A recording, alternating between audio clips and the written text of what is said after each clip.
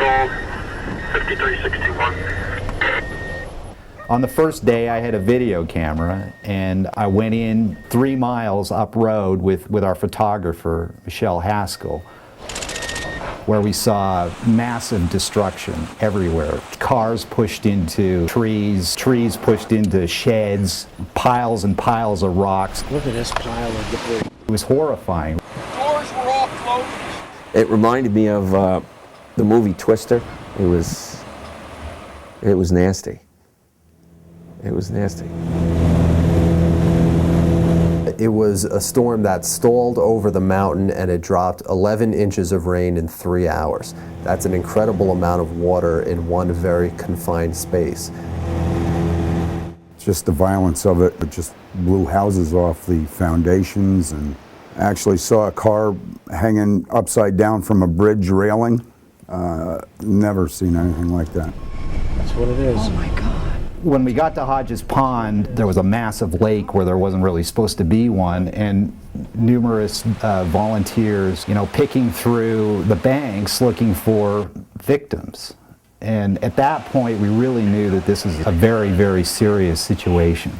The first day, there were reports of 6 people missing. There were reports of a fire chief that may have been washed away. In the end, it was 4 people who were killed: Fred and Marjorie Schutz, Barbara Clark Cooper, and a woman named Gertrude Maxine Melvin, who has never been found. Mrs. Cooper was found 12 miles down. My mom was a small woman, short, and so they thought maybe it carried her a longer distance. But we have no idea.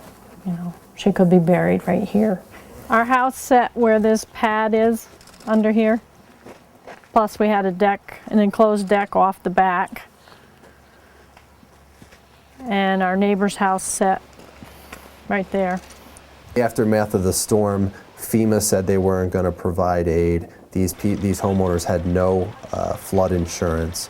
Nobody was coming to their rescue, so it was determined that their neighbors would have to come to their rescue. It was a 4-day tag sale. Right. Then we had the auction later. Don Walters at the Fairway had the poker run. And you would just hear that this group of people were having a fundraiser for us, and then another group of people would have a fundraiser. But once the fundraising money started to come in and they could repair some of the private houses, it was really quite an effort. They had people as far away as Pennsylvania, church groups from Pennsylvania, come and do anything from mucking out basements, just scooping tons of mud out of basements, to completely rebuilding walls and first floors of houses. I'm very proud of all the people, especially in such a small town where we did so much. All the volunteers, right from firemen to ladies to everybody to outsiders. I mean, people you didn't even know just stopped and offered help. We've received donations from... Elaine FINKLE was nice enough to take us on a tour of her new house, and they're really indicative of how Colchester is coming back.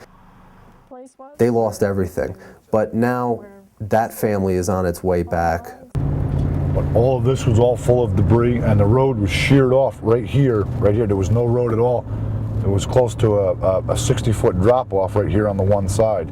They've put all this back, reseeded all of this. It's like nothing ever happened. Still, you'll see when you drive up there, there's still debris on the side of some of the roads, and you can tell that something happened up there. You would never expect something like that to happen in such a short amount of time.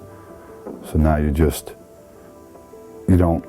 throw away the realm of it's impossible anymore, because nothing's impossible.